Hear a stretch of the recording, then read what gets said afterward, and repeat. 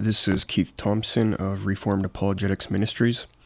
With the Israelis defending themselves against the Hamas terrorists recently, the debate on whether or not Israel belongs to the Jews or Palestinians has heated up, and both sides have their arguments. In this video, I want to address the issue from a different angle, however. What if I told you that Muslims ought to affirm that Israel belongs to the Jews since that's what their primary religious text affirms, namely the Quran? Not only that, but what if I told you that even highly credentialed modern and ancient Muslim scholars admit this is what the Quran teaches? Now, I'm not merely arguing that the Quran says Israel belonged to the Jews at a point in time. The verse I referred to actually teaches Israel will always belong to the Jews. Hence, if this is correct, as I will now argue, then Muslims must stop their campaign to drive the Jews out of Israel and occupy it, if they truly believe in the Quran and wish to follow after it. The text in question is Sura 5, 20-21, and it's a quote allegedly from the prophet Moses. It states, "And remember when Moses said unto his people, O my people, remember Allah's favor unto you, how he placed among you prophets, and he made you kings, and gave you that which he gave not to any other of his creatures. O my people, go into the Holy Land, which Allah hath ordained for you.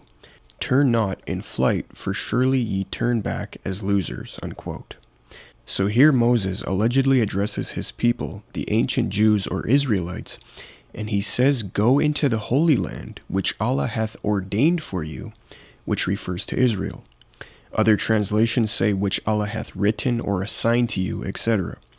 That the original Arabic makes it clear that this verse teaches the Holy Land will perpetually belong to the Jews is brought out by Muslim scholar Dr. Mohammed, assistant professor of religious studies at San Diego State University.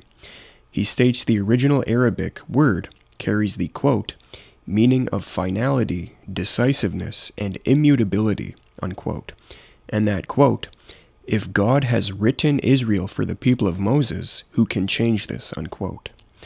The original Arabic word is kataba, and concerning its meaning, Dr. Mohammed further states, quote, in the approximate 22 instances in the Quran where this action is attributed to God, directly kataba or indirectly kutiba, it likewise conveys the idea of decisiveness, finality, and immutability. One such example is the verse 2:183, used by Muslims to indicate that the Ramadan fast is compulsory. Literally, written upon you is the fast, but understood to mean obligatory upon you is the fast, unquote.